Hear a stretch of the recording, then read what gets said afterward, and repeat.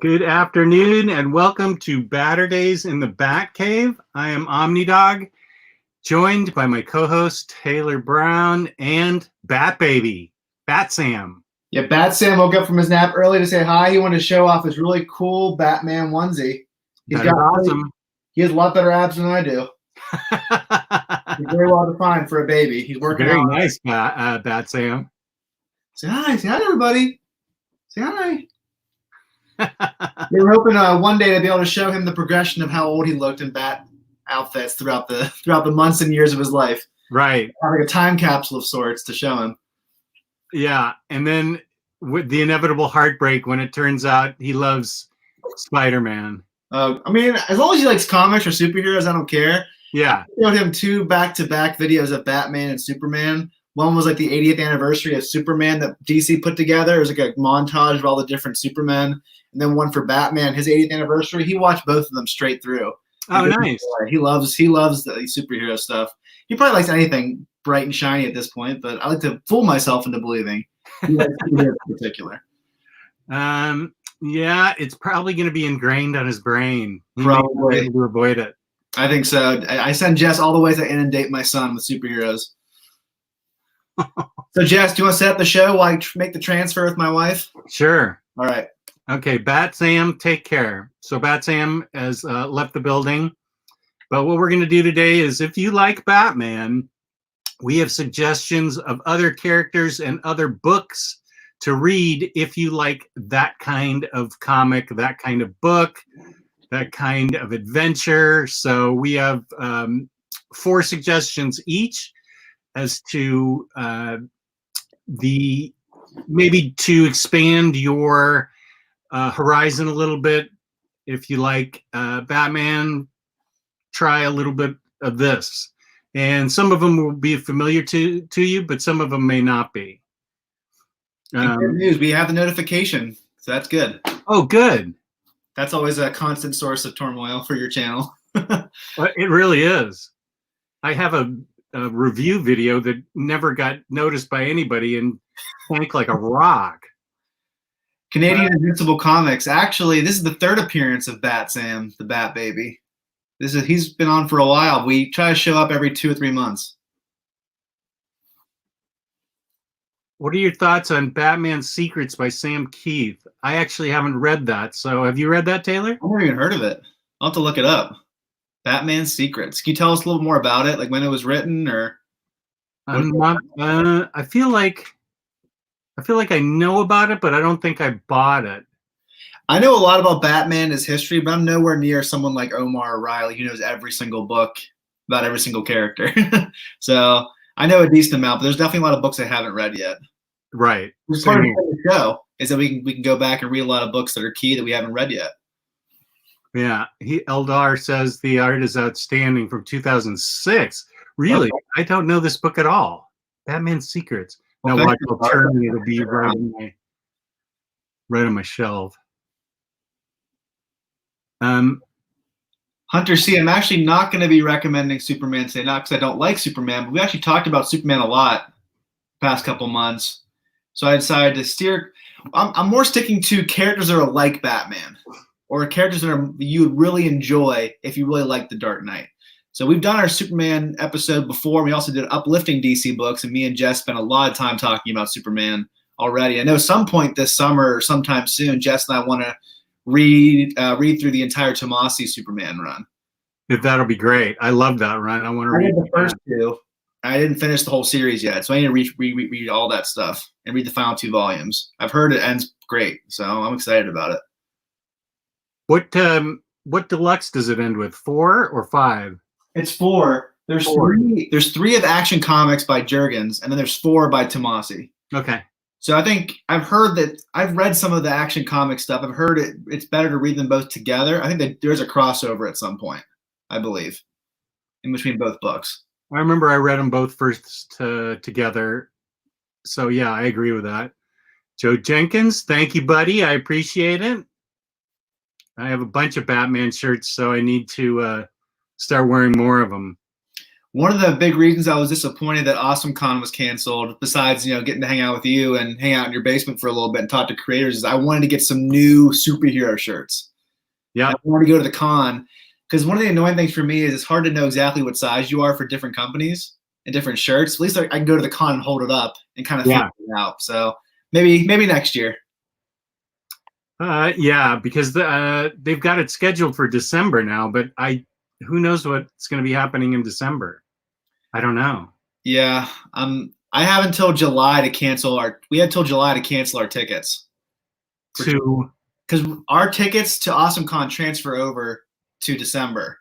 Oh, I already got my refund. Okay, I've been waiting just in case, but I'll probably just cancel it. I have until July, they said, to cancel it fully. You're getting a lot of good feedback on your T-shirt. Jesse's rocking cool shirts. Thank you, Jesse. Say what? Yeah, I try to have cool shirts. I saw a cute little kid in the thumbnail. No kid now. I feel cheated with false advertisement. What little kid did you see? Probably Sam. We showed him off in the beginning. And that's what's in the thumbnail. Because I think whenever they see it on YouTube, they see like the first image that pops up. So sorry about that. Whenever this video is over, go back to the very beginning and you'll see my son Sam in his little Batman outfit. So don't feel cheated. You have something to look forward to after this video is over. Just go back to the very beginning. Yeah, it's just one 30-something dude and another silver fox. So silver fox here, yeah. A baby here. Do you want to start us off and tell us about what book you picked and why? Sure. I know we both picked a Warren Ellis book. And the book that you have from Warren Ellis is actually one that I originally had. But I was like, Jess, I know you means a lot to you, so I'll let you talk about that one in a little bit. And I appreciate it. But I picked another Warren Ellis book that I really enjoy, Karnak. And Karnak is an Inhuman who actually didn't take the Terrigen Mist, but he still has a power. He still has an ability that he kind of honed in on himself. And he has the ability to see the weakness, the flaw in all things. So let me read the back here.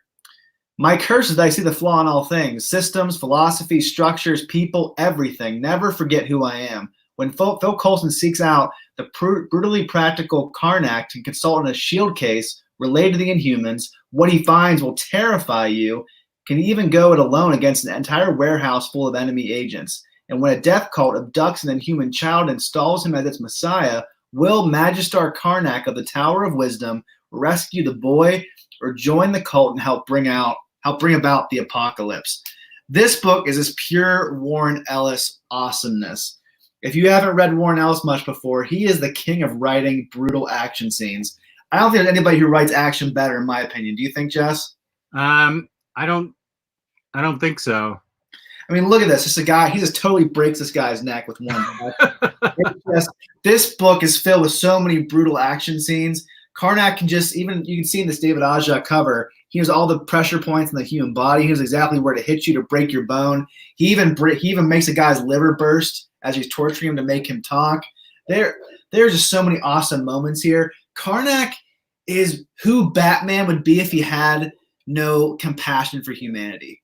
Throughout this book, Karnak just keeps saying, I don't understand why human beings are important. I don't understand human beings. I have no compassion. I have no empathy for them. He just views us as cattle. He doesn't really view us as important, even though he does get involved in human affairs to some certain degree. And there is no better person to write Karnak, in my opinion, than Warren Ellis. He just really is able to nail this character to a T. Jess, have you ever read Karnak in any other book? Just in the Inhumans books that I've read.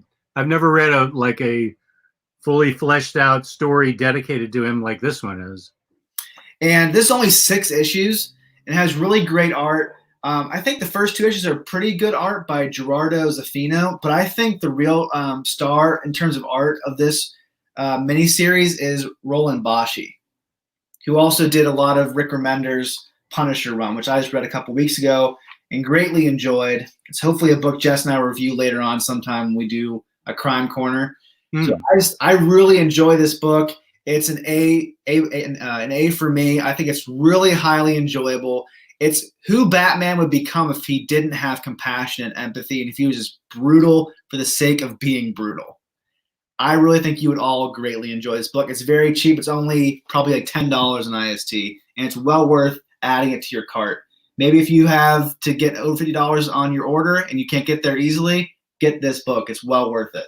I 100% agree. I love that book, and I love how he's written and how interesting a character Warren Ellis makes him.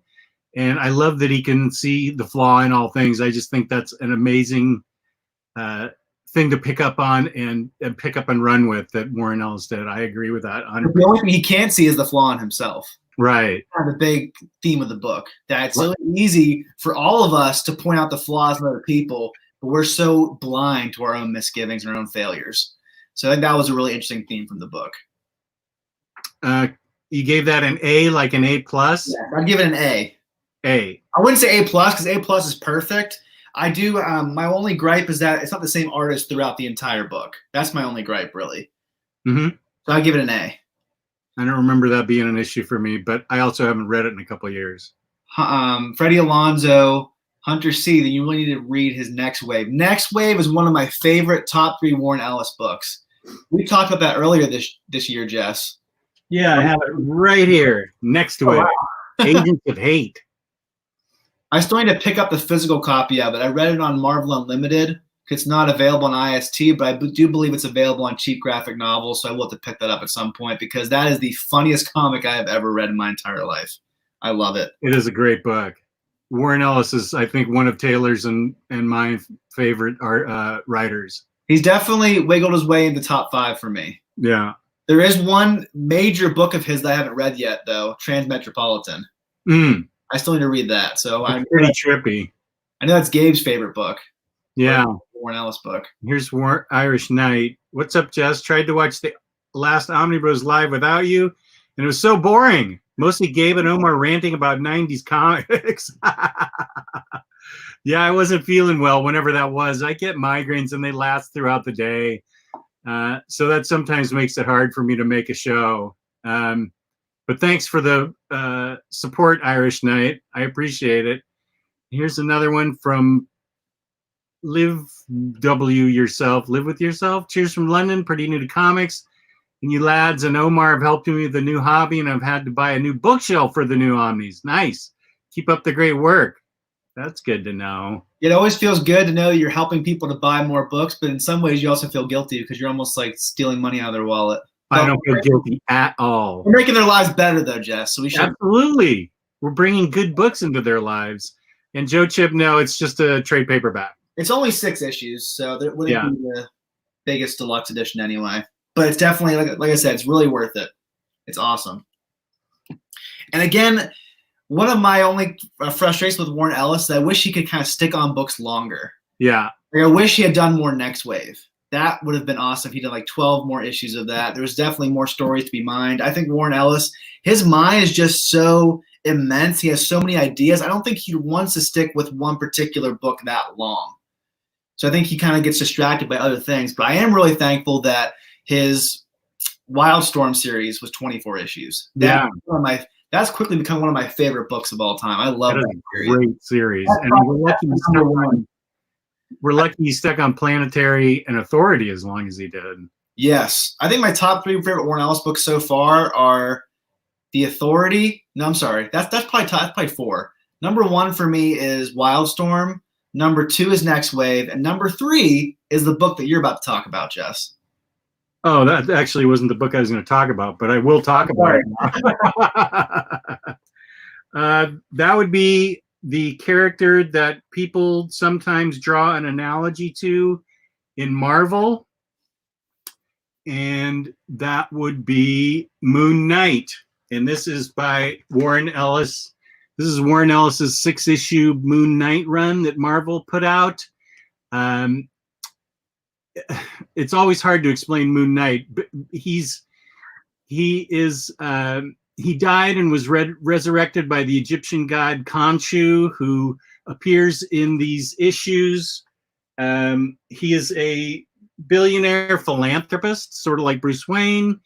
He has all the toys similar to Bruce Wayne. He likes to throw the moon-shaped little throwing stars. He's got a car that can take him around, and like a hover drone that can take him around. Warren Ellis wrote, he's also crazy. He's got dissociative different personality disorder or something. He's got 4 different distinct personalities, I think, 4.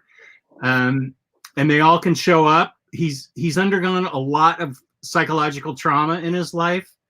That does not impact the ability of him to go to a crime scene and help figure out and find the culprits. And so in this, he has a friend in the chief of police who allows him access to the crime scene so he can figure out who it is that's responsible for it. I won't wreck it for you. The first issue, there's only 6 issues. He figures out who is responsible for the crime and where they are. And here he is returning to his, after the whole thing, he's returning to his dark mansion. And it seems like he's talking to himself, but he's talking to a couple of ghost helpers and Khonshu, who is there in astral form. I just sort of say this is what his aspect is. It's never really addressed exactly if he's a physical being or if he's like incorporeal or something. Yeah, and a main theme running through this is that Mark Spector, who is Moon Knight, is undergoing treatment from like a psychologist, therapist, for his personality disorder. And she figures heavily later in the book. Here you can see him with his Moon Knight drone or whatever it's going to be called. Yeah, one point that drone just like crushes a guy to death on a rooftop, which is funny. Yeah, he actually doesn't mind taking lives. He beats the heck out of people. He solves crime. He's got severe personality disorder. He's called upon to fight the ghosts of some punk rockers who've all of a sudden shown up, and he's got to figure out how to fight these ghosts. That's a good story arc. I think the main story arc that everybody talks about, and then there's a sleep disorder story arc in number 4 that's really interesting, where it turns out, well, I don't want to wreck it, but what's causing all these same people to have the same dreams, which is impossible, but he figures out why.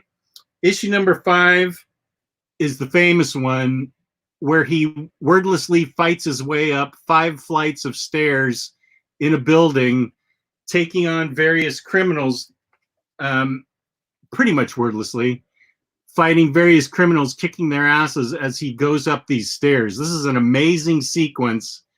And as Taylor pointed out, this is one of those action sequences that Warren Ellis writes so well.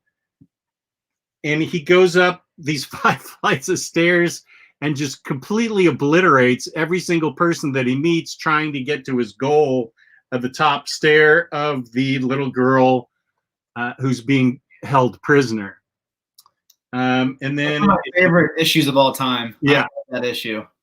Yeah, and then in issue 6, he has to deal with a cop gone rogue who becomes the Black Spectre. He pretty much wants to take his place as Moon Knight. What's that? He pretty much wants to take his place as Moon Knight. Right. So it's great. Warren Ellis's Moon Knight is freaking fantastic. It was universally loved with good reason, and everybody was talking about that sort of wordless fight scene up the stairs. Here's a good question. I had it made. I just had the issues custom bound with the next 2 arcs. I just had them custom bound from the trade paperbacks. Someone asked if this run is readily available. I'm looking on IST. It's unavailable on IST. Uh-oh. Great. Let me check to see if it's on Amazon. I'm surprised it's not on IST anymore. It is a really popular book, though, so maybe it's not too surprising. Let me look. Oh, it looks like it might be out of print.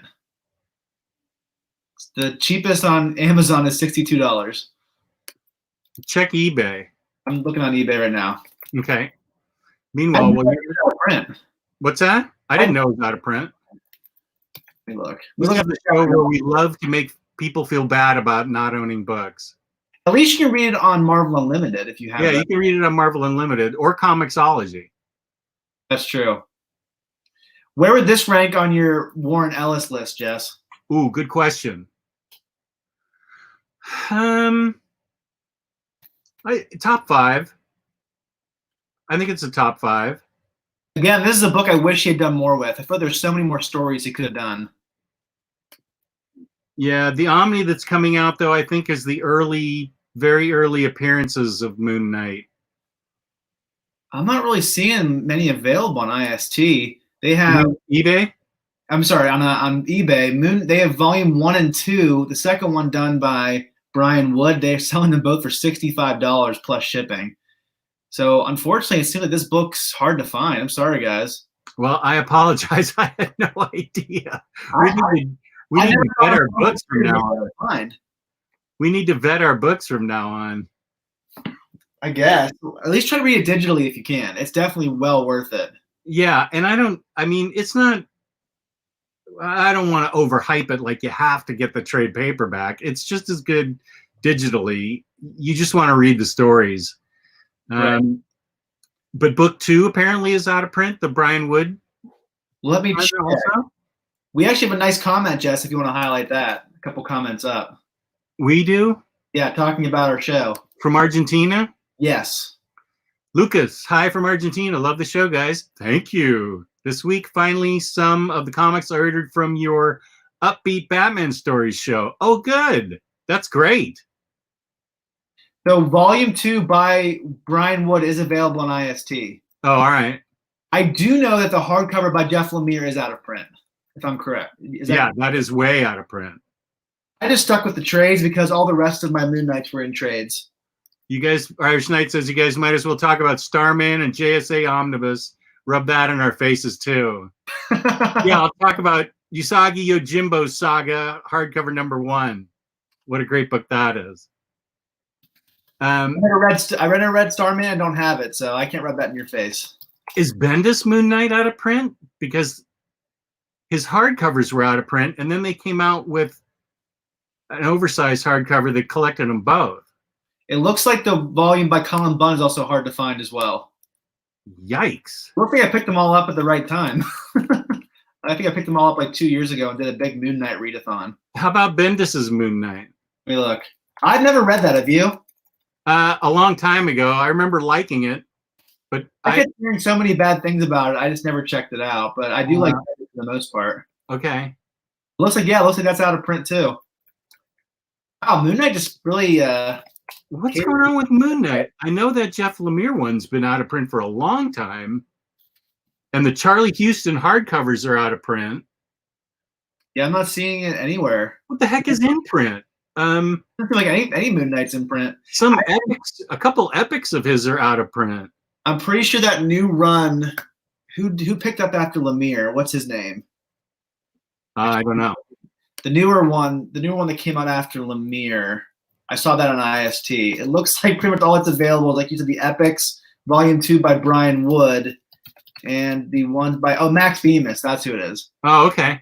I've heard that's good, but I've never read it. I know that a couple epics for Moon Knight are out of print. One of them in particular is really hard to find. Wow, lots of Moon Knight is hard to find. I think all the Moon Knight trades they have are good. I think Ellis and Lemire are neck and neck for me. I really love Lemire's run on Moon Knight. I think he was given a lot more space, or he gave himself more room and more space to explore the psyche of Mark Spector and really dig into him. And that art by Greg Smallwood is unbelievably good. I wish Greg Smallwood did more interior artwork. He's a great cover artist, but I really enjoy what he did in Moon Knight. I need to read that Lemire book. You've never read it? I haven't. Oh wow, Jess, I'm guessing that's gonna be one of your favorite Lemire books. I'm calling it right now. I think you're really. I'm not gonna say I'm not saying it's gonna beat Essex County.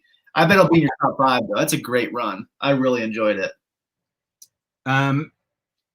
We were gonna have a Lemire argument on Omnibros, and then we got the IST releases. But if I'm going to make a complete argument, I need to have read Moon Knight. So, and Underwater Welder, which I'm reading for next week's Omnicat show. What's the argument you're making for your Essex County? It was going to be assigned by the chat. It was like Jess and Gio need to make the argument against. It was going to be set up like a debate where you'd almost be debating against yourself. Like they'd want to see me argue why Harley Quinn wasn't the greatest thing from DC. And I would use my skills as knowing Harley Quinn well to take her down as the best character, my favorite character from DC. It'd be debates like that, where I'd be on the opposite of what I really believe and making the debate for that particular thing. Right. So, even if you don't agree with it, even if it's like Plutona. Right. Well, we do like Essex County versus Sweet Tooth. And then I'd have to make the argument against Essex County and for Sweet Tooth, which isn't really that hard of an argument to make. But did you hear that Netflix is doing a Sweet Tooth adaptation produced by Robert Downey Jr.? Yeah, that's why we were going to talk about it on Thursday. But I love Sweet Tooth. That probably is my favorite Jeff Lemire book. I do like Black Humor a lot though too. Yeah, and Gideon Falls is amazing. Well, the thing that Sweet Tooth has going for it is that it's actually completed. So I know that it's a completed loop. I know I can say I stuck the landing. I'm sure he will with Black Hammer and Gideon Falls, but I just can't say that for sure yet. So I hesitate to say Black Hammer is my favorite. Here's a great one. Just try to debate for Batman Year 2. I'll have to go back and rewatch Omar's passionate plea for Batman Year 2 to come up with any ideas for that. That's such an awful story. That would be great for me to try and debate for it. That show from last month was pretty much us pushing Omar to the ground and kicking him repeatedly. So it'd be hard to do that. I'm going to ask you, Taylor, and you, Jess. I'm on the fence on buying New Frontier Absolute. Never read it before, but heard it's one of the best DC stories ever. Do you want to go first? Yeah, read it, right? Irish Knight. We did a review of this probably 6 months ago, or I think it was back in December or January. I read New Frontier, got the Absolute. It was phenomenal. I greatly enjoyed it. It's definitely an uplifting book for a time that we're in right now. I think that if you're going to pick it up, just get the Absolute. I think it might be the only way to get it right now. I can't think of other ways. I think the deluxe is out of print. Okay, so the deluxe is out of print, but they redid the Absolute, and it's got a lot of extras. And Darwin Cook is so worth it in Absolute format, in my opinion. 100% agree. The only reason why you get Absolutes, actually, they do have a Black Label trade paperback for $20 on IST. But I think you should spring for the Absolute. I agree. I stand behind that. Like a couple weeks ago, someone said that Jess and I should do an Alex Ross spotlight of different books on this show, which we're going to do sometime in June. And so I ordered a couple of his books, and I almost didn't get World's Greatest Superheroes in Absolute, and Jess bullied me for a couple minutes until I ordered it. I said I was hoping he'd say I could get it in paperback so I could save some money. He said, "No, you cannot get it in paperback. You have to get the Absolute. It's out for us. He has to be seen in those oversized pages." I stand by my bullying. So I stand behind this, and I'm going to bully you, Irish Knight. You have to get the Absolute if you're going to get that book. I agree with him, Irish Knight. You need to have the Absolute. Who is Sweet Tooth? Kino, that's a book by Jeff Lemire. Let me get the first book. Are those out of print as well? This is going to be out of print special edition of Omnidog's Vault. This is Sweet Tooth. It's 3 volumes. I don't think it's out of print. They're not. I haven't heard anybody say I can't find Sweet Tooth number 2. They at least have the trades. There might be a couple of hardcovers that might be hard to find. Irish Knight. It's in the cart. Done. Very good. Awesome. D.H. McAdams, Batman Year 2 is like fat-free Twinkies. Wrong. I 100% agree. Yeah, you're right. It's none of the fun and all of the disgust. Would you say that was one of your least favorite Batman books you've ever read? Like bottom 5? I sort of, well, nothing comes close to Strikes Again. Dark Knight Strikes Again. Or the Kevin Smith Batman for you? Kevin Smith Batman. So there's 3 right there. See, the problem is once I don't like a book, I get rid of it. So I can't look on the like a Batman shelf and say I don't like that story. Kevin Smith in Batman Year 2. What are some other bad Batman stories? Yeah, it's bottom 3 for me. As you said, Batman Year 2 is the migraine of comics. It is the migraine of comics. And Kino, Mike Barr wrote Year 2, and it's art by Todd McFarlane. Is Alan Grant as well? I believe. I think it was Alan Grant. Oh yeah, Batman Damned. That rounds it out to the bottom 4. Well, God bless you, Kenny. You've never read a bad Batman book. Lucky you. Irish Knights also asked us another question about a Batman book. Yes, you must get Batman Universe by Bendis. Mm-hmm. Let me just show you. It is fantastic. Let me show you a double-page spread that will convince you. If you don't want to buy the book after you see this double-page spread, I have no idea what to say to you about that. I'm going to have a hard time. Look at that. That Nick Darrington art is phenomenal. And the story by Bendis, he does write a little bit of a chatty Batman, which I don't care. It's not like Batman's, dancing in a bar, ordering a large fresh orange juice, doing the Batusi. He's just a little bit chattier than normal. He's a great Batman, and the story is fantastic. I think it's one of Bendis's best stories. I loved the heck out of Batman Universe, and I can't wait to read Tom King's Superman, which is also part of those 100-page specials from Walmart, which I'm so glad they are consolidating those and making those into books available to us. Because I want to read that Superman by Tom King. I heard Freya say Bendis made Batman seem like a chatty Marvel character. It wasn't that chatty. It's just you're used to. I had an issue with it, but didn't ruin the book for me at all. It was a slight annoyance. I just thought that his Bruce and his Green Lantern and Green Arrow all seemed interchangeable. They didn't seem very different to me. I think Batman, I have no problem with Batman cracking jokes every once in a while or talking. He is different than the rest of the superheroes, though. He is more reserved. He's not gonna be the big talker in the room. And so that was the one thing that kind of took me out of the story. But I do think it's an excellent book with amazing art that criticism kind of fades to the background to a certain degree. It took me like probably 50 pages to get used to it, but I just kind of accepted it and moved on. And I, as usual, did not notice it until the very end when I said, he seemed to talk a little bit more. And Taylor's the overanalyzer. I'm the underanalyzer. So I just let it wash over me and enjoyed it. And he was a little bit chatty, but not badly. And so it's totally worth it. And I can't wait to read Superman by Tom King. And here's a question the answer is no to. I know they may not do it because of the films, but do you think CW would introduce Batman on the Batwoman show? No.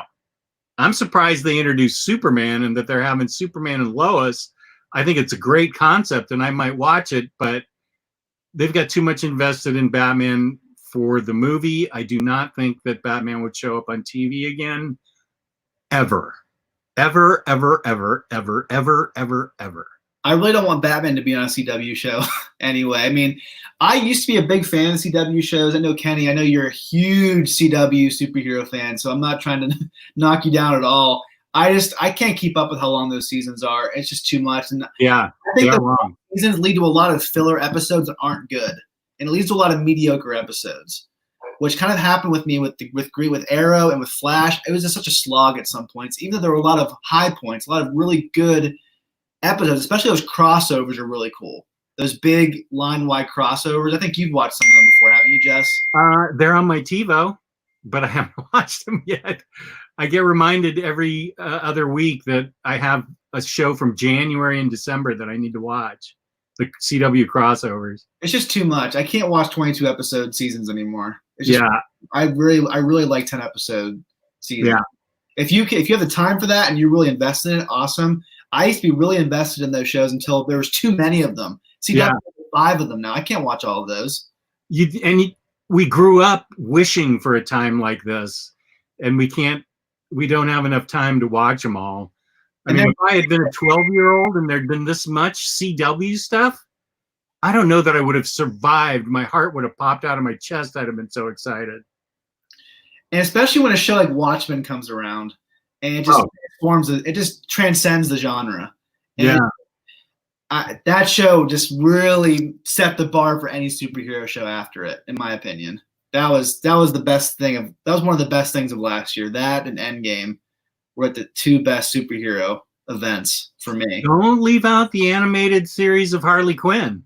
Oh gosh, so yeah, top 3. Those are all really good. Yeah. Watchmen was last year, wasn't it? It wasn't this year. It started last year. Yes. Harley Quinn did. I remember the first episode started right after Sam was born, so yeah, it was October. Okay. And we did see Batman on TV in Gotham, which was a show I could not stand. I tried watching the first 5 episodes, and it made me mad for so many reasons as a Batman. I liked the first season, and then it jumped the shark for me in the second season. I said, okay, that's it. And so I haven't gone back. I just don't really want to see the villains before Bruce because it ruins the whole idea of, did Batman make the villains worse, or would they have been there regardless? Mm-hmm. That's a question that should never really be answered, but should be explored. That show just blew that question out of the water and made them all uninteresting. Oh, here's a good question, because this is the first Judge Dredd crossover with Judge Anderson was one of my favorite books of like the 90s. I think it was the early 90s. If I remember correctly, it was the early 90s. I've never read that crossover before. Oh, it's so good. Batman and Judge Dredd with, I think the art's by Simon Beasley or something, with Judge Anderson, who's like a mind-reading judge. Awesome. Yes. I've never read any other crossover. Have you watched Dredd, the new Dredd movie from 2012, whatever you I heard it was worth watching. You have to watch it. It is that Carl Urban? Yeah, Carl Urban is fantastic as Dredd. His mask never comes off. He's like a machine. We just talked about Moon Knight. It's almost like all of the movie is issue 5 of Moon Knight, where it's just them going on these floors and just killing people the entire time. Yeah. It's a fantastic movie. That's a great quarantine movie. All the Omni Bros have recommended that movie to me multiple times. That's a fantastic movie. You would love it. I never read the Judge Dredd crossover, but I do remember as a kid reading from the library a Batman and Aliens crossover. Do you remember that? I don't remember it. I know you like or you've read the, is it Stormwatch meets Aliens or something? Wildcats versus Aliens. Wildcats versus Aliens. That was kind of a necessary evil that you had to have to understand what happened to the first Stormwatch team, and then a new Stormwatch team gets formed and becomes the Authority. I mean, you had to have that book. Yeah, Scott Karstens, that's my biggest gripe about Gotham. It should have been Gotham Central. That would have been a fantastic. It was kind of Central, but it also wasn't. It wasn't like a smart crime series. It was like a goofy, over-the-top villain fest that was just a snooze for me. And the acting was really bad, in my opinion. I remember listening to Greg Rucka at Brubaker saying that was a total missed opportunity to make a Gotham Central TV show.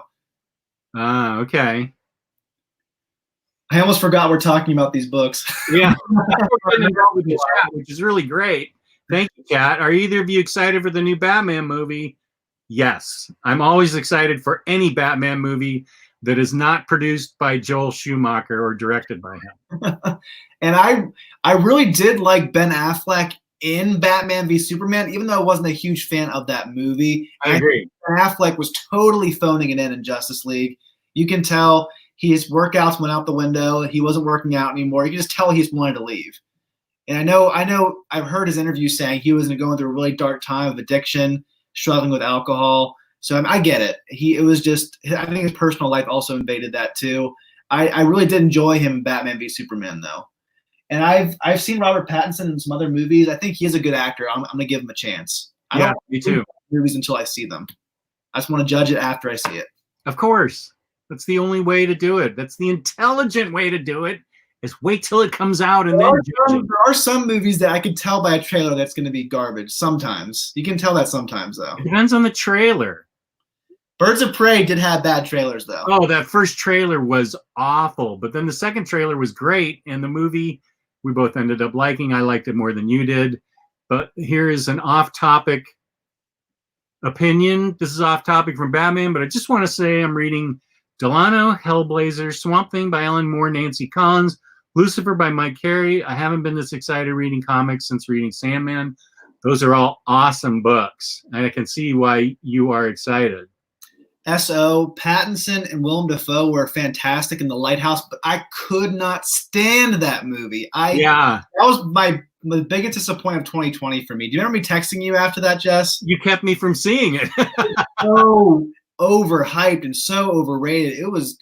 I wanted to sleep the entire time. It was so boring and not interesting. It was bad. I just did not enjoy it. I'm sorry, S.O. I'm sure. I don't know. Again, it's subjective, but I really did not enjoy that movie. I really wanted to. I went into it expecting to like it too. It's not like I went in expecting to hate it, because you can make yourself hate a movie by going in with that attitude and looking like all the Omni Bros do. Yeah, all the Omni Bros go into the movies with the attitude they're going to hate it. Freaking guys. I saw on Facebook that Lou watched Birds of Prey the other day. Do you know if he liked it? Oh, I don't know. You have to ask him. I do, yeah. I didn't know that he I'll have to I'm afraid to ask him. He's like considers himself a student of cinema, and I'm sure he probably hated it. But he also enjoyed, what was that movie from Predator? Yeah, he also enjoyed Predator. So I think movie critics even like some movies that are stupid and aren't that great. I think we all have those. I call them midnight movies. Movies that aren't that great, but they're fantastic late at night when you're not really paying attention. And they're just yeah, Irish Knight. I have read all those comics. I read them when they first came out. So I read Delano Hellblazer back in the late '80s. I think was he one of the first ones to write Hellblazer? I think Delano was the first one. Besides, Constantine first appeared in Swamp Thing, right? Right. Did Alan Moore create him? Yes. I think Jamie Delano is the first one to write him after Alan Moore. Then. Yeah, Delano had a long run in the very beginning. Who wrote Constantine, and he takes a lot of criticism, but I liked him fine. I thought he wrote Hellblazer interestingly. I'm way too intimidated by all those volumes to pick them up. There's like 20 something. I don't have it in me to buy all those. It's just too much. That's one of the few series that I read from 1 through 300. Same with Fables. Do you ever wonder how much of Batman you've read? Like the main Batman detective runs, do you wonder how many you've actually read? You have to have read a decent amount of them. I feel like I've read a decent amount of them. I've kept up with him and Superman the most in DC.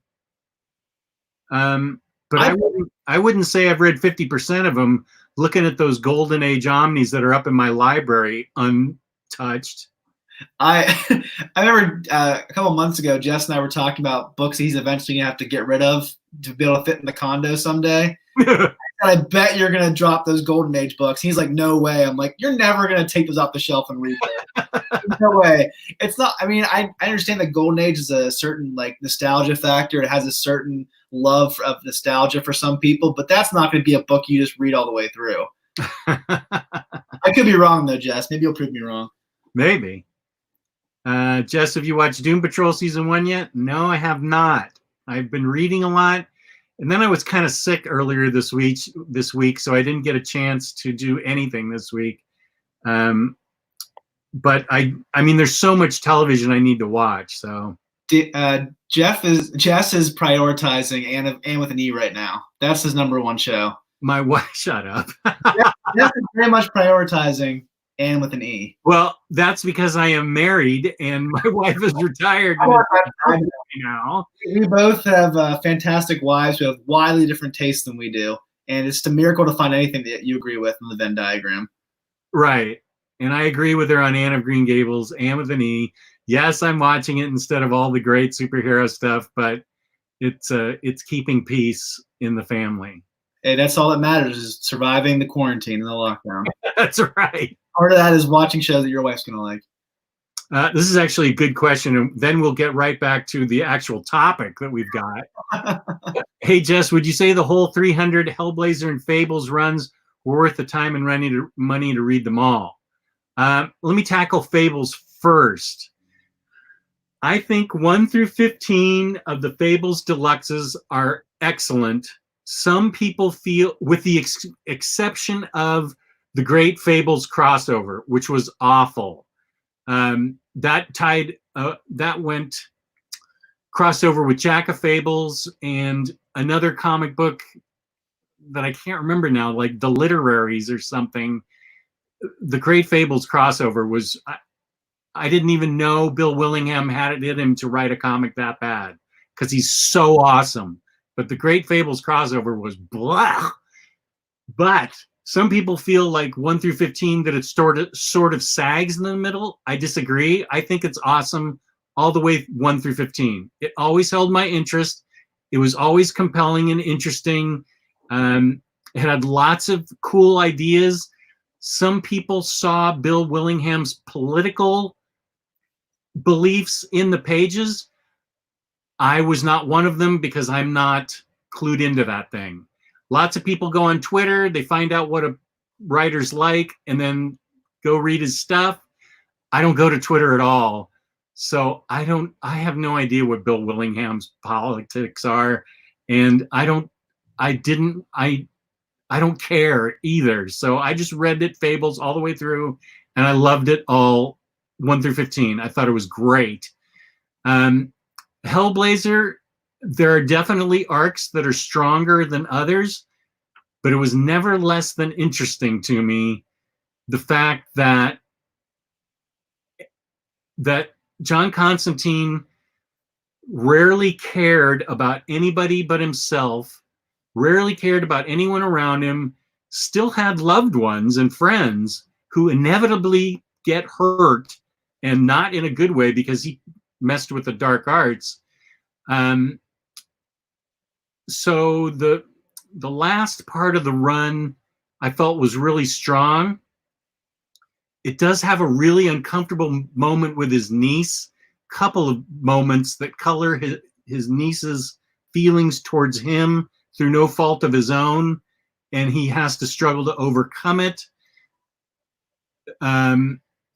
But I felt Hellblazer was, at the very least, at the very worst, interesting and compelling, and at the best, some of the best comics I've ever read.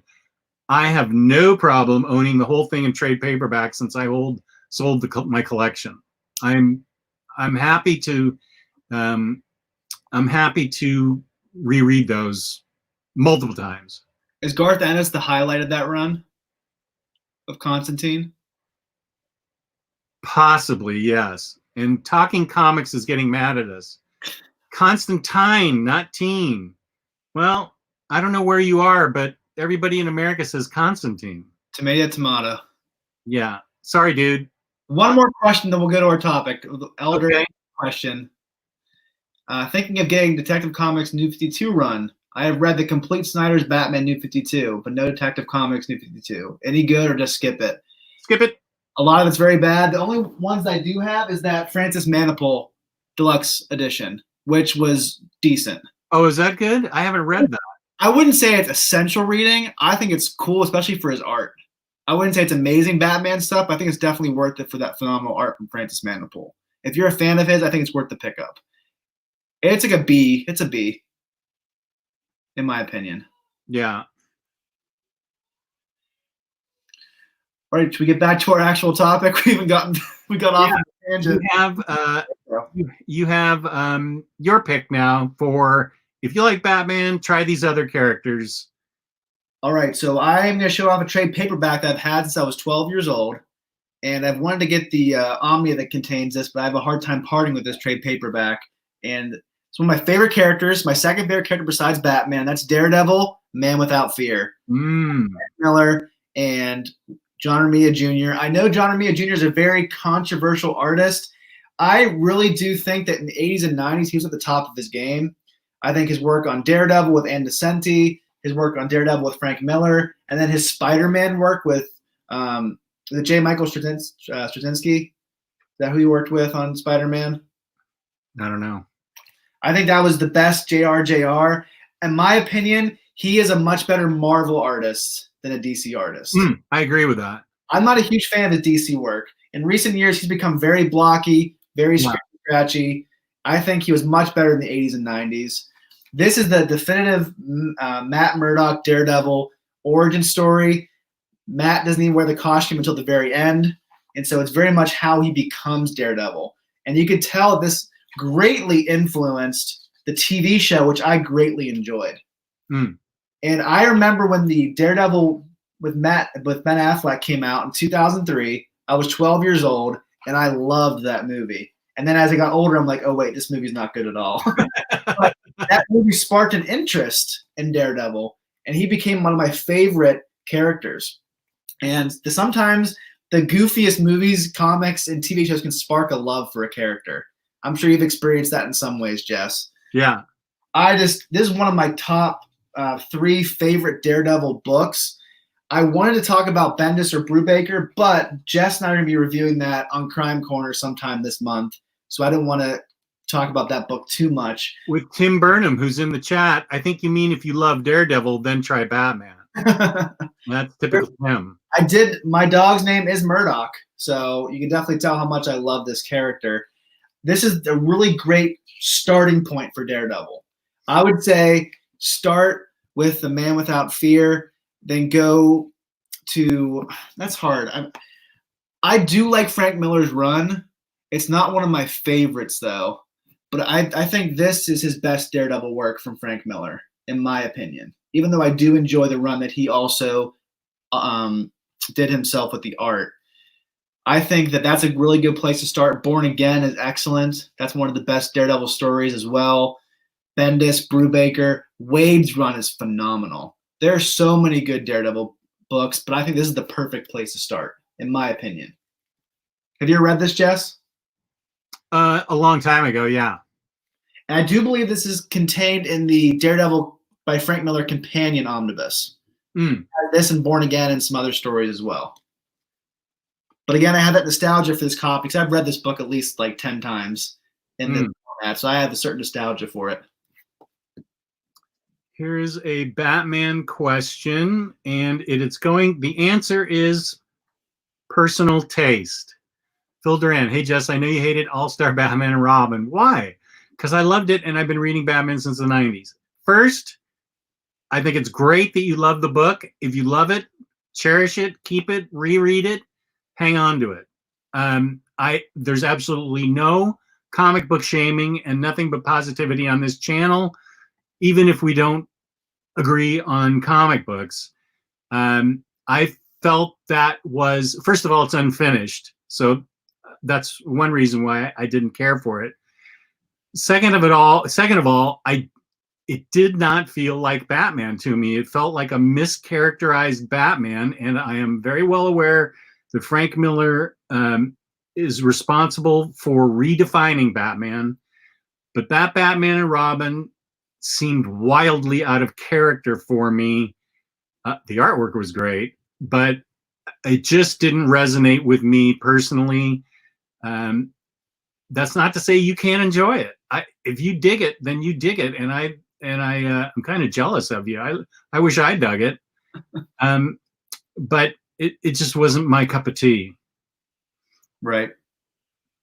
And I agree, Tim. Born Again is great, but I think, I agree with you that Man Without Fear is the best place to start.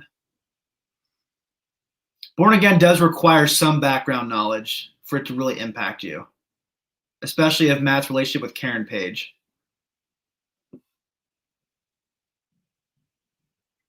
Yeah, All-Star Batman and Robin. It's just, I remember picking that up when I think it came out in 2001, 2002. I was 11 or 12, and I remember seeing that first issue at Borders, and I picked it up, and I took it home. I'm like, this is terrible. I'm like, the art is great, but I just don't like the story. I was only 11 or 12.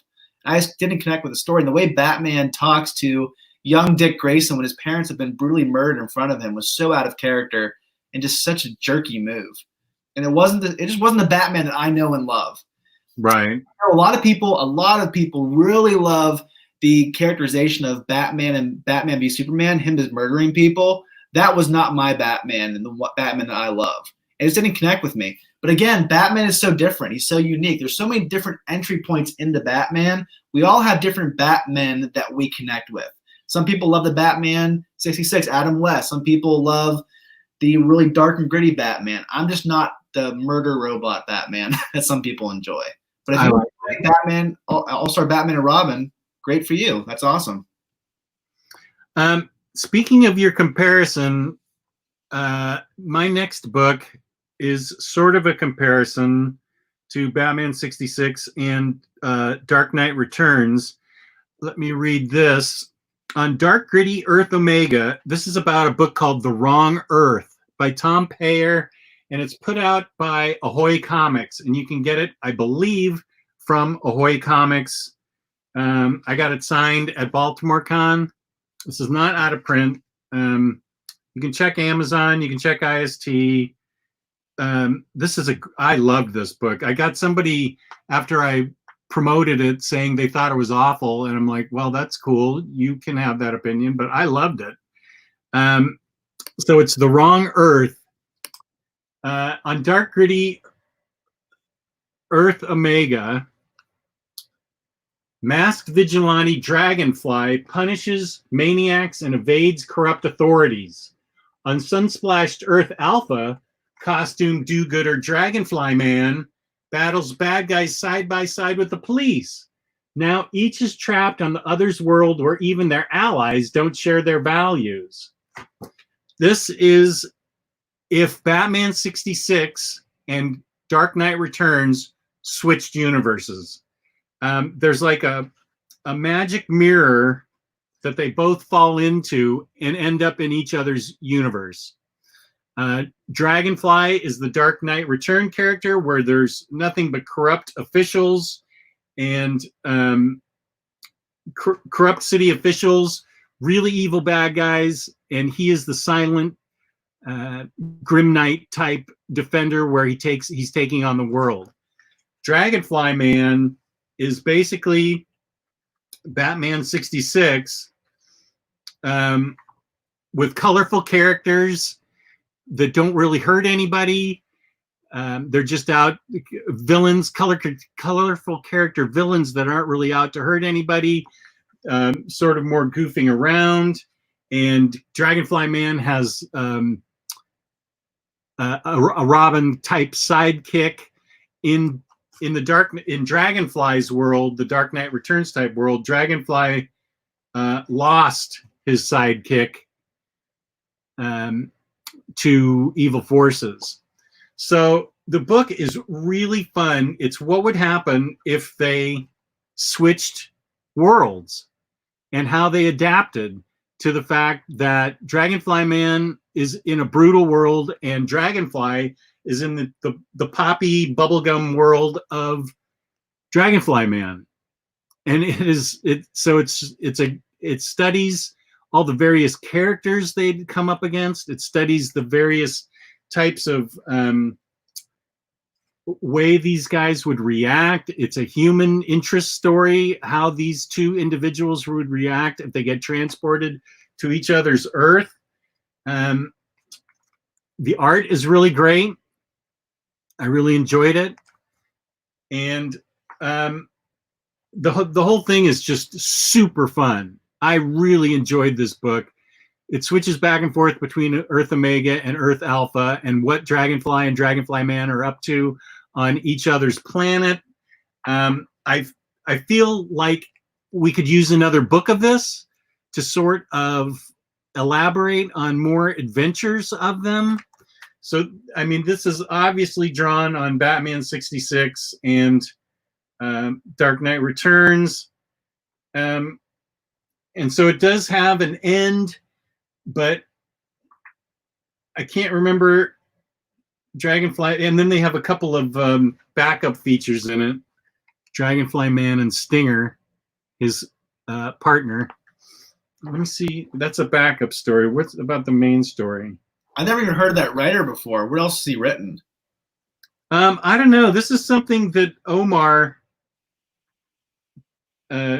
Yeah, this says end of book 1, so there's more to come. Hopefully, this is a book Omar told me about, and at Baltimore Con, Tom Payer was there promoting it. I don't know how Omar found out about it, but it's really good. I really had fun reading it, and it's a lot of fun, and it's a cool idea. What would happen if Batman 66 ended up in Dark Knight Returns world and vice versa? Because one's brutal and the other's like cotton candy goofball. That does sound really interesting. And that's Ahoy Comics. Yeah. So I don't remember where I got this at Baltimore Con because he signed it. He and the artist signed it. Jamal Iggle. But I highly recommend it. Ahoy Comics. It's probably available on Amazon or at ahoycomics.com. It's on IST. It's on IST? Yeah, volume 1 for $14.99. Okay, good. It is available. I definitely am interested in that. It sounds really good. It's funny. I've never even heard of Ahoy Comics before. I hadn't either. That's the only book I have by them.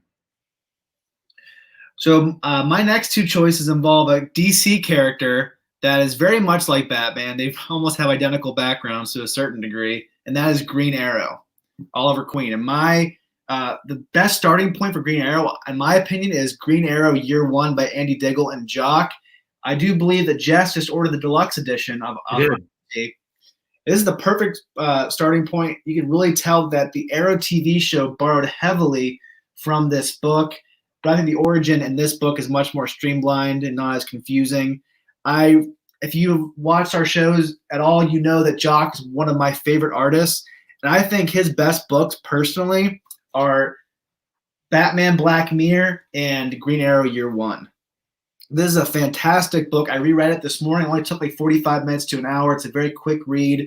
It's a great origin story. It's a great entry point into who Oliver Queen is and what he's all about. He's very much a spoiled, rich brat. He's never had to work for anything or earn anything in his life. Now he finally, in the first time ever, has to actually work really hard to survive.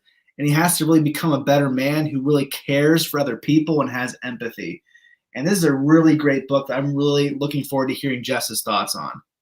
So you can get this trade paperback, or you can get the deluxe edition.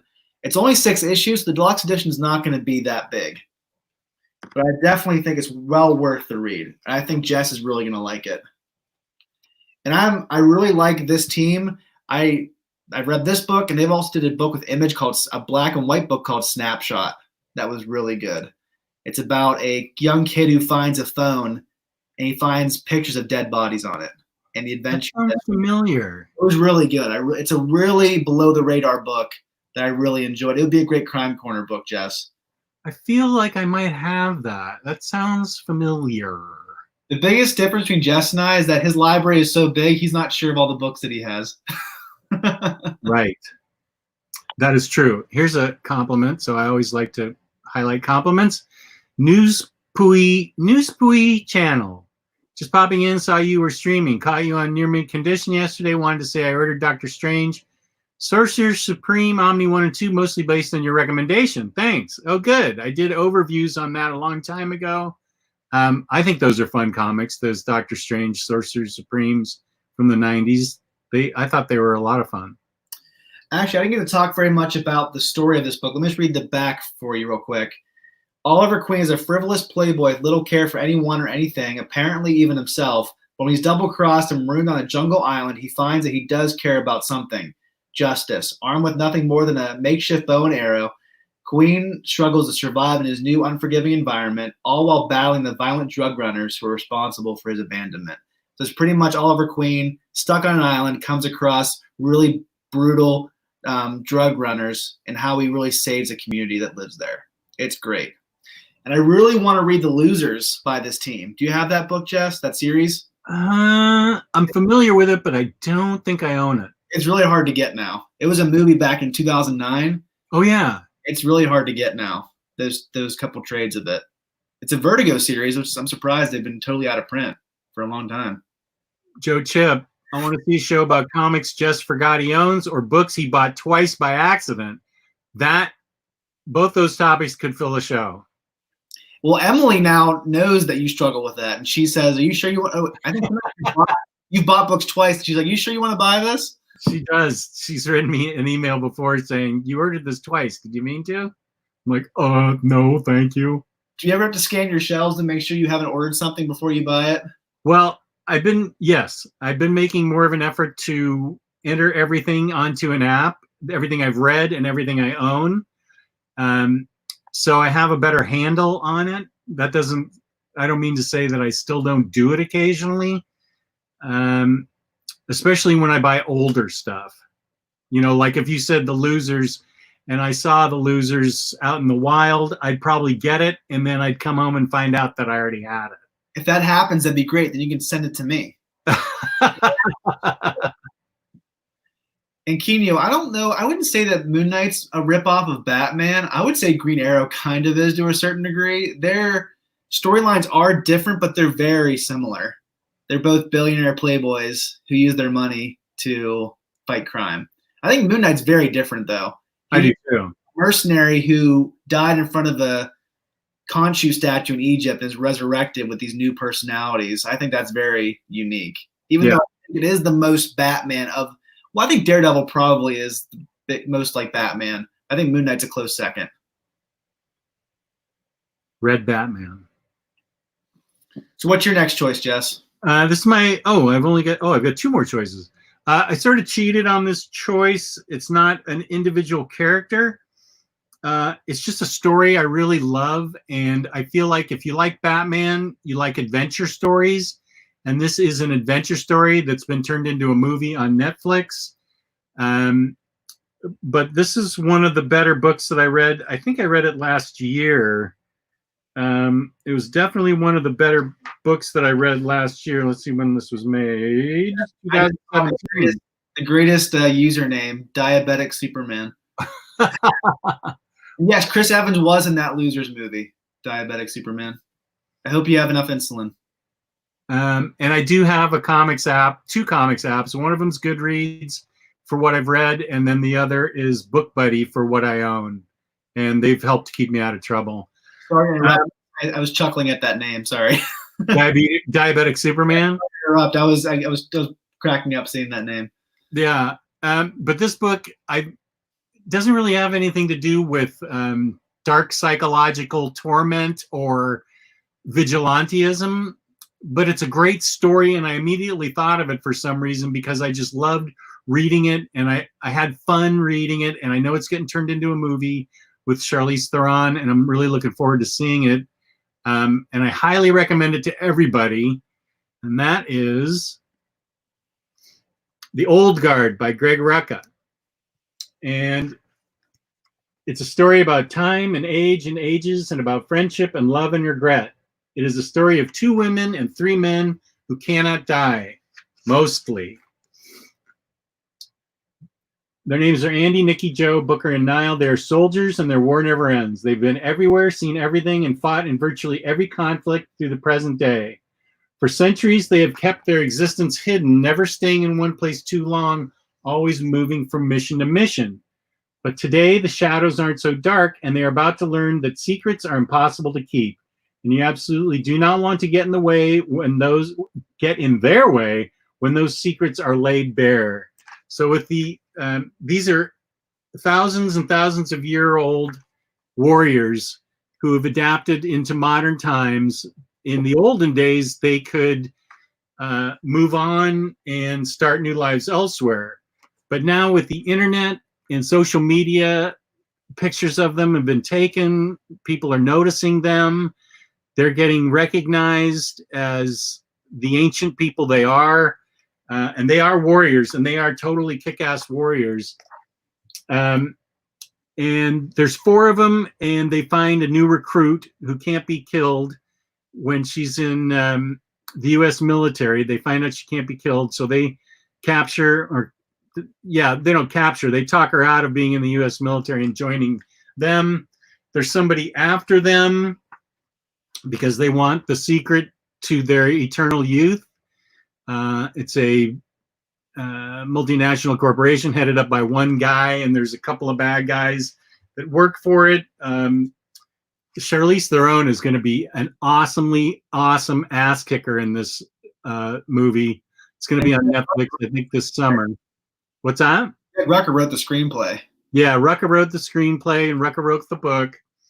So it's got a lot of history in it, but it's got a lot of current day ass kicking in hot spots around the globe. I really love this book. It's just a great, fun adventure told by a very talented comic book writer, and that is Greg Rucka. It has some fantastic action scenes too. There's a lot of gunplay, swordplay in this book. Yeah, they can fight with pretty much any weapon. They've learned how to fight throughout the years with everything. And it's interesting how they absorb the newcomer. She's a young woman. How they absorb the newcomer into their ranks. How they are able to rise up and overcome adversity. They feel like there's nothing they haven't seen, but in this day and age, there are new things that are used against them.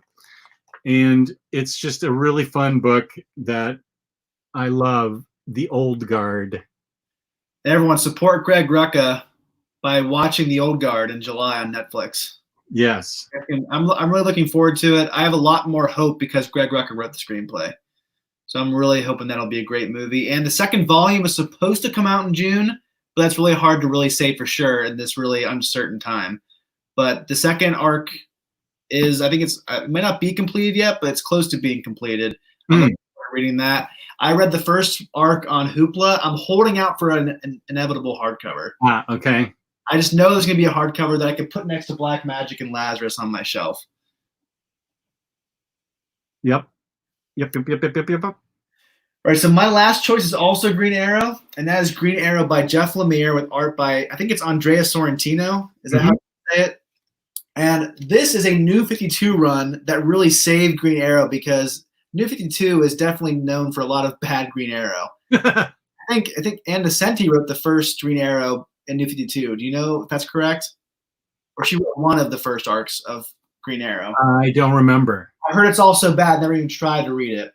Well, let me read off the back for you. 6 years ago, Oliver Queen was marooned on a mysterious island where the man he had been died, and his new life as Green Arrow began. But as Oliver will soon learn, his ordeal was no accident. A new Archer's arrival in Seattle will lead Oliver to follow a trail of clues around the world and then back to the island where it all began. I think that Green Arrow Year 1 is the best place to start with Green Arrow, and I think you should dive into this run. This is another great entry point for Green Arrow that really saved this New 52 incarnation and really turned it on its head. And the artwork by Andrea Sorrentino is phenomenal. Have you read this book, Jess? Yeah, I read it when it first came out. Just the page layouts. I mean, him and Jeff Lemire work so well together, as seen in Old Man Logan, also seen in Gideon Falls. I think this might be his best work, even though Gideon Falls is definitely up there. I just think he is one of the most unique artists in comics. And this book has so much mythology to it. It has so much lore, so much background. It's just a really deep pool that you can dive into for a while. And I just loved every minute of it. I think the panel layouts are just some of the most unique and mind-blowing and breathtaking I've ever seen in my entire life. I really think this is a run that everyone should pick up. It's readily available on IST. So I think you should add these next two books to your order if you don't have them already. Get the new deluxe edition of Year 1 and pick up this deluxe edition of Green Arrow by Jeff Lemire and Andrea Sorrentino. It goes to a lot of unexpected places and has a lot of really shocking twists that I think will really stun a lot of readers. And so I think it's well worth your time and your money. It's a really gorgeous deluxe edition. Nice. I loved it. But it was 2 or 3 years ago when I read it. I never read a Jeff Lemire book that I haven't enjoyed, but I also haven't read Plutona. So I've liked everything else that I've read by him so far. Okay, yeah. Plutona's the only thing I haven't enjoyed. And I've read an awful lot of Lemire at this point. I'm guessing your Green Arrow recommendation would be the Hard Traveling Heroes. Yeah, probably. That's like your favorite run of all time, right? Yeah. Yeah. I've actually never read Kevin Smith's run, so I should probably read that as well. On Green Arrow? Yeah, I've never read it. I read that and enjoyed it. Okay. Yeah, I had that in absolute form. I don't anymore. I didn't enjoy it enough to keep it around, but it's got 2 really top stories in it. So you think it's better to pick up the trades of it instead I of? think so. I don't. Phil Hester's art is not necessarily absolute level. The story's good, but I always pick up absolutes for the art, and I'm not the hugest Phil Hester fan as far as wanting to see it in absolute size. So yeah, the trades are fine. Or a big investment. They're at least $50 some. Absolutes? Yeah. Yeah. They're an investment. They're very expensive, so I could see why it's not worth your time if you're not a huge fan of the art. Right. So I think you're the last one to go, Jess. Okay. I will read the back, but first I will give you background on Midnighter. He is widely seen as Wildstorm's Batman, and Apollo is Wildstorm's Superman. They are a couple. They are very much not alike, with Apollo being more contemplative and quiet, and Midnighter being much more in your face, not sorry to kill you at all. Very violent. But now this says, well, it says, okay, it says on it, it seems to be known as the Garth Ennis Midnighter, but he only wrote like the first 3 stories. Now they're great stories, but it's not all Garth Ennis. Brian K. Vaughan had a really cool story in that it's told backwards. Yeah, like Memento. Right. And Midnighter is trained to already know what your next move is, so he can always defeat you. And he has a vast array of weapons and moves that are implanted in his brain, so he knows how to defeat pretty much anybody before they even start fighting with him. And this says, the Midnighter, the most dangerous man on the planet, able to plan a fight a million moves ahead, capable of killing ruthlessly, relentlessly, and without remorse. Fed up with his teammates and the Authority, including his husband, Apollo, and their lost mission of saving the world from itself, Midnighter strikes out on his own. Despite possessing superhuman abilities to see every move his opponents will make, Midnighter can't see what's ahead for himself. He's blackmailed to assassinate Hitler before he starts World War II. He's given a chance to find out about his past before he became a superhuman killing machine, and he's hunted by an assassin with unlimited means.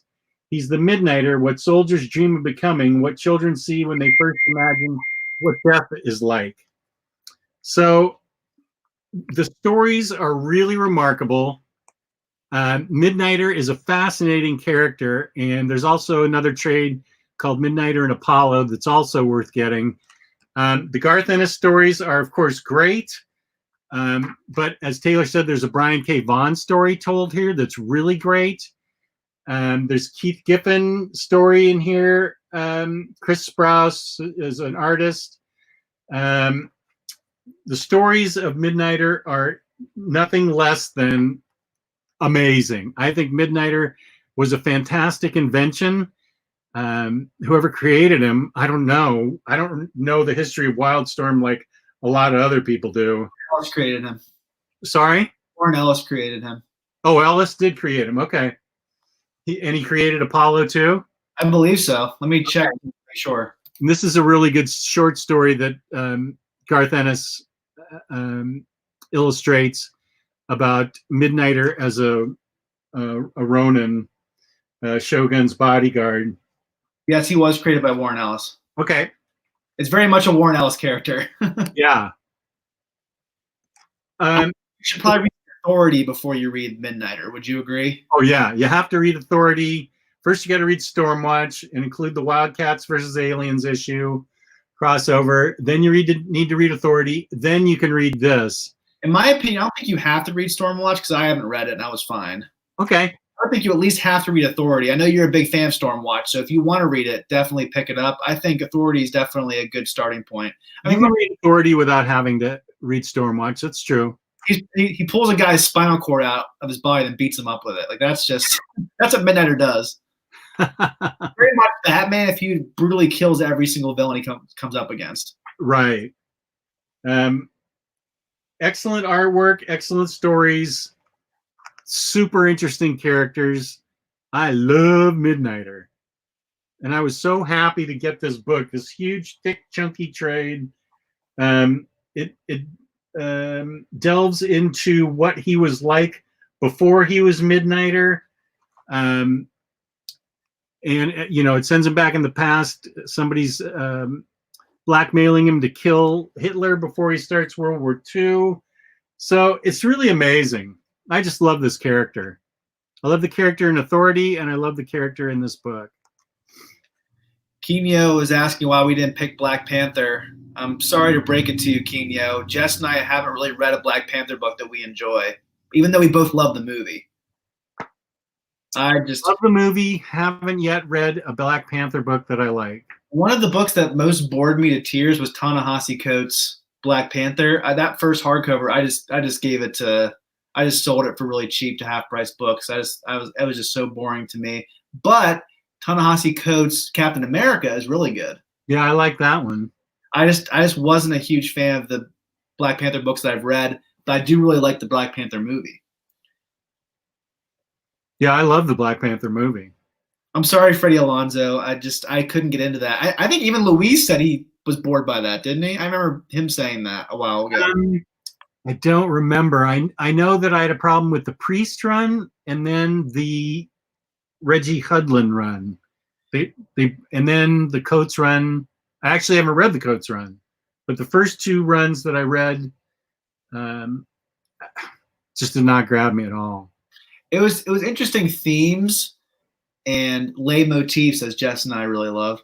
I just didn't think that the action, the story was compelling in Coates' run. He was trying to make a point, and he wasn't trying to tell an entertaining story in that first hardcover. I can't speak beyond that first hardcover.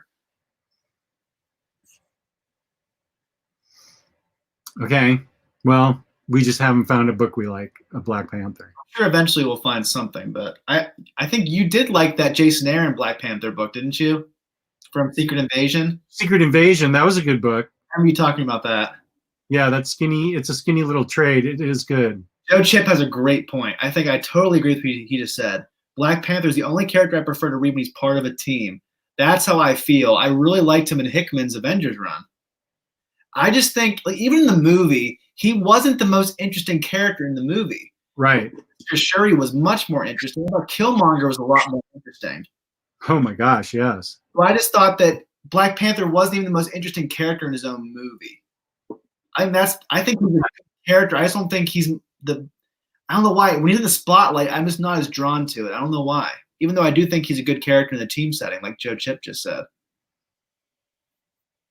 I feel that same way with Iron Man. I don't have any Iron Man solo books, even though I love Robert Downey Jr. as Iron Man. Right. It doesn't translate to his books, in my opinion. I'm not the Iron Man fan. I just don't have any Iron Man books. I've heard the Bendis one's okay, but I've never really checked it out. I think you read the infamous Iron Man, right? Is that when Doom is? That's when Doom is. Yeah, that's a good book. I read Tyler Blunt, Dog, and T-Bone shows. Right. Yeah, I enjoyed that. What about Ultimates by Ewing? I've never read that, Freddie. That's supposed to be great. Don't you have that? I do have it, and I just haven't read it. I love Al Ewing's Immortal Hulk book. That's the only thing I've read by him. I'm really looking forward to that second hardcover that'll eventually come out sometime this year. I don't think I saw it in any of the lists that you guys put out, so I'm not sure when it's coming out. Yeah, no, it is listed. Oh, is it? I wonder when the date is. I will tell you, just a sec. Oh, Freddie, he actually does have a good point. The only Iron Man book I like is Extremis by Warren Ellis. That is a good. That sounds good. You ever read that, Jess? No. A lot of it is, they took a lot of that and put it into Iron Man 3, which is a movie a lot of people hate, but I actually really enjoy. What am I looking for again? Immortal Hulk, right. July 8th. When is it? July 8th. Okay, July. So a couple months from now. Okay. I'm definitely going to pick that up. I love that book. It's so good. I kept up with it on Marvel Unlimited, and it's going to go down as my favorite Hulk run if he sticks the landing. Hmm. It's great. Someone says the Iron Man movies that are pretty bad. I think Iron Man 1 is great. Iron Man 2 was one of my least favorite Marvel movies. And I think Iron Man 3 is very underrated. I think a lot of people don't enjoy it because of their take on the Mandarin. But I'm a big fan of Shane Black. I love Lethal Weapon. I love Kiss Kiss Bang Bang and The Nice Guys. I really enjoyed that movie because I didn't really care about the Mandarin. I never even heard of him before I saw the movie. So I didn't really care about how he was treated. I thought it was a really funny twist. That's probably my favorite Iron Man movie. I know that's a controversial opinion, but I think that's definitely my favorite one. That and Incredible Hulk are the two Marvel movies I haven't seen. The Incredible Hulk is not worth seeing. I have to. It's canon, isn't it? It's canon. Talk about it really because Edward Norton's not even the Hulk, and he's not the Hulk anymore. It's Mark Ruffalo. Yeah. My bottom three as of right now are Incredible Hulk, Thor: The Dark World, and Captain Marvel. I really did not like Captain Marvel. Oh, I loved it. Larson was woefully miscast. I did not enjoy that movie. I went in expecting to love it too. Iron Man 2 is also in the bottom 5. That's probably one of my least favorites as well. Irish Knight has to get ready to go to work, but bought Absolute New Frontier and Batman Universe. So thanks, guys. Have a great rest of your day. Thanks for tuning in, Irish Knight. I appreciate it. We appreciate it. What do you think your least favorite MCU movie is, Jess? Do you have one? You're a pretty interesting guy, so this might be hard for you. You're good at everything. I didn't hate Dark World, but I can see why people didn't really like it that much. So that's probably not one of my most favorite. I'm trying to go through all the Marvel movies in my head now. I love the Avengers movies. I love the Captain America movies. Winter Soldier is my favorite movie. Great one. So I'm trying to think, and I haven't seen Iron Man 3, so I can't put it there at the bottom. I thought Iron Man 2 was reasonably interesting, so I don't have it at the bottom. I loved Thor Ragnarok. Loved it. And I liked Captain Marvel. I know nobody in Omnibros. I think maybe Riley and I liked it. Or maybe Dave and I liked it. I can't remember. I'm definitely in the minority liking it. I know some people will say, oh, you just don't like female superheroes. I love Wonder Woman. That was a great movie. I went into Captain Marvel expecting to enjoy it. It has nothing to do with having a female lead. I love female superheroes. I just wasn't a fan of Brie Larson in that movie. In the story. Yeah, I didn't mind her. Yeah, I would, having not seen Iron Man 3, I would just say it's probably Thor Dark World. I'll tell you a movie that I only kind of liked was, what was the name of the Avengers movie before Endgame? Age of Ultron. No, the Infinity War? Was it? Wait, well, I'm sorry. There's Avengers, Age of Ultron, Yeah. Infinity War, and then Endgame. Infinity War. That was not my most favorite. You didn't like Infinity War? Wow. I loved Endgame, but Infinity War left me sort of dry. It was just like I'm not digging this. I don't believe any of it. Interesting. Yeah. Yeah, I know a lot of people do not like Iron Man 3. I know I'm in the minority on that one. I think you would like it though, Jess. I think I know your taste pretty well. I think you would enjoy Iron Man 3. Okay. I think you should probably check it out. Incredible Hulk, I think you can just leave that one by the wayside. Good. I remember that's one I couldn't even finish. I was halfway through it and I was like, I don't even care. I don't really care what's gonna happen here. The only reason why they say it's canon is because Robert Downey Jr. appeared at the end in the post-credit scene. Oh, he did? And William Hurt's Ross is also in Incredible Hulk, and he's also in the Avengers movies. Oh. There's not really that big of a thread going through all those movies. Okay. It's definitely the least important of all the Marvel movies. Yeah. Watch. That's what I would say. Yeah, okay. All right. Well, thank you to the chat. If you have any other questions for us, you have about 1.5 minutes before my computer dies. So, Invincible Comics. I agree that Brie Larson can be a good actress. I just didn't think she was the right fit for Captain Marvel. That's just my opinion, though.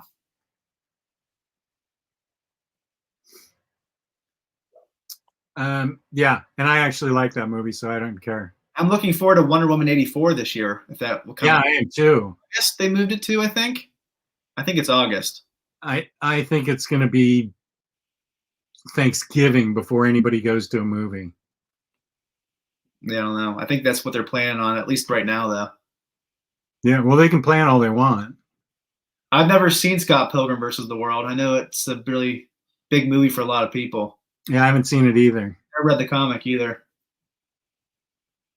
I did like Doctor Strange. I thought that was a really. It's very much like Iron Man with magic, but yeah. The visuals were fantastic. I just thought the action scenes were so inventive, even though the story was pretty basic. I really like Benedict Cumberbatch as Doctor Strange. Yeah. So yes, let's see. Thank you to the chat. Thank you to my co-host Taylor for joining me in this Baturdays in the Batcave. I appreciate all the viewers. I appreciate the chatters. If you could give us a like, subscribe, and feel free to leave a comment. We are always open to responding to your comments. And that's it for Baturdays in the Batcave. Next week on Saturday is another Omnicat episode, but we have lots of fun crime corners and Baturdays in the Batcaves coming up. So thank you to everyone who tuned in. It means a lot to me, and I really appreciate it. And thank you, Taylor, for being my co-host. Peace and love. Peace and love. See you guys.